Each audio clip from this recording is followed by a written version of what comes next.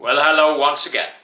This is me, Leonard Wells, broadcasting as usual from Haslingden, 30 miles or 50 kilometres due north of Manchester in the UK, on Monday the 12th of December 2011. I've been reading a very interesting book and I'm about halfway through it. It's called A People's History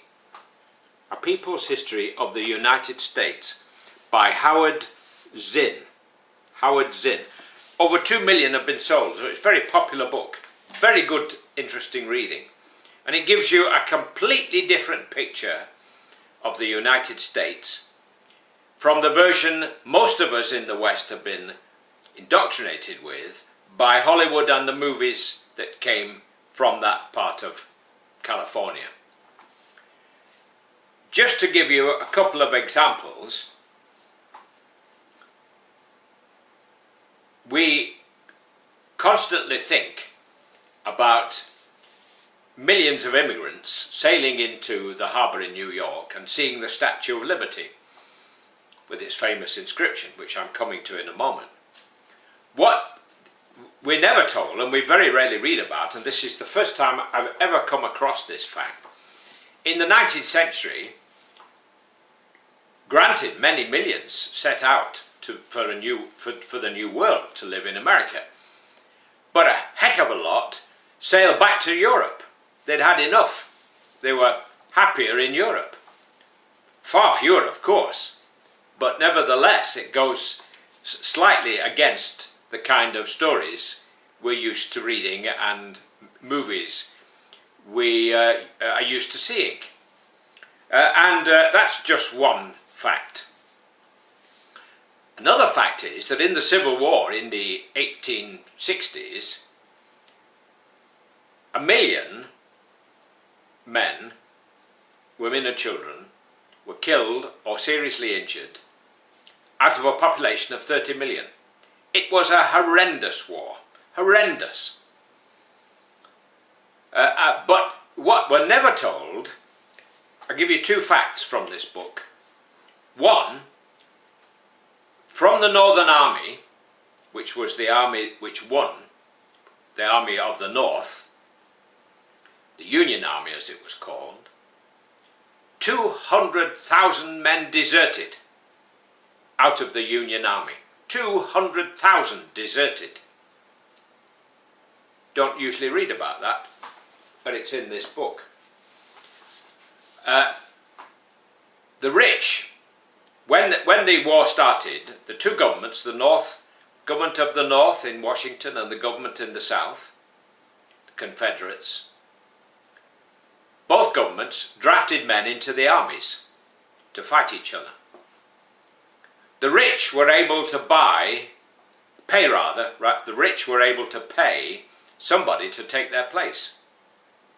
So the old sayings about if you've got money you can make money, and money is the root of all evil, so on and so forth, is very true. That was two facts we very rarely read about.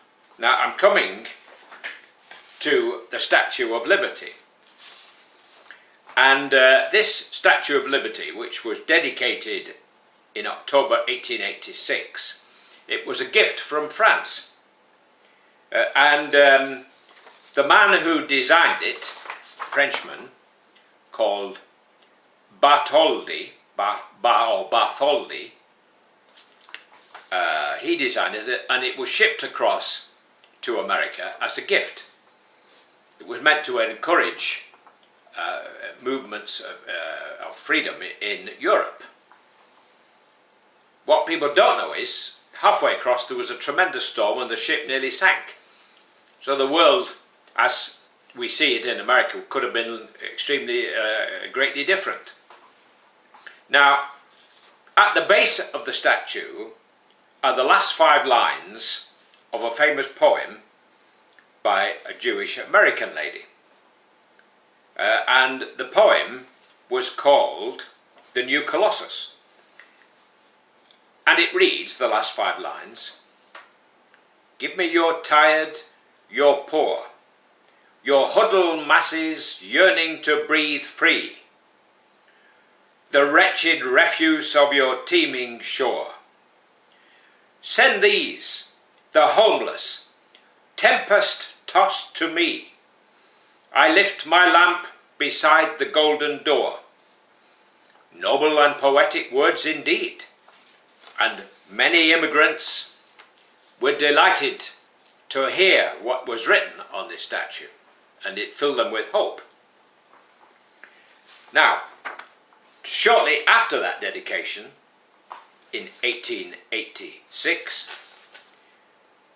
the Cleveland Gazette, which was a newspaper owned by African Americans, suggested that the statue's torch not be lit until the United States became a free nation in reality. And this is what it said in the newspaper. Liberty enlightening the world. Indeed, the expression makes us sick. This government is a howling farce. It cannot, or rather does not, protect its citizens within its own borders. Shove the Bartholdi statue, torch and all, into the ocean until the liberty of this country is such as to make it possible for an inoffensive and industrious coloured man to earn a respectable living for himself and his family, without being Ku Kluxed, perhaps murdered, his daughter and wife outraged, and his property destroyed. The idea of the liberty of this country enlightening the world, or even Patagonia, is ridiculous in the extreme. Now, this book brings it home to you what happened to the blacks in America. And you go on to read of the prejudice which remained, and in some areas still remains today, towards the black people. But now, thank God, they have a black president after all these years.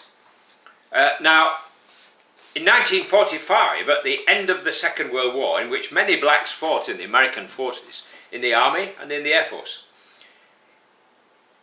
at the end of that war, many of the American troops returned to the United States from Europe by sea in ships. The Queen Mary, the British Queen Mary, was a troop ship during the war. But as the troops arrived in New York and the ship docked, there were notices on the quayside, blacks this way, whites this way. And many, I have read blacks who read this, who saw this and said, well, we've just come back from Europe where we risked our life to fight the Nazis in order to stop racism.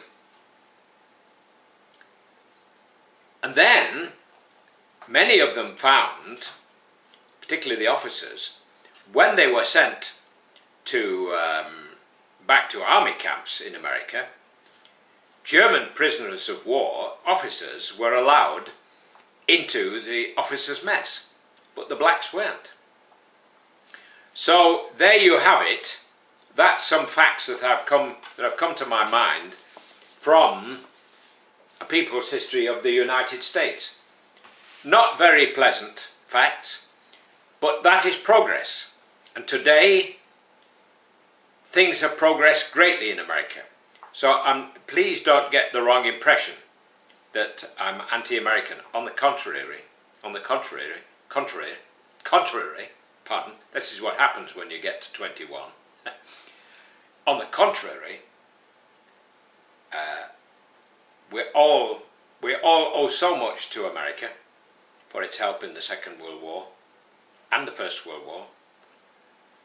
We don't always agree with America's policy, but there you have it. There's some facts for you to constantly to think about and digest. God bless while it's still legal here in the UK to say God bless. Take care and bye for now.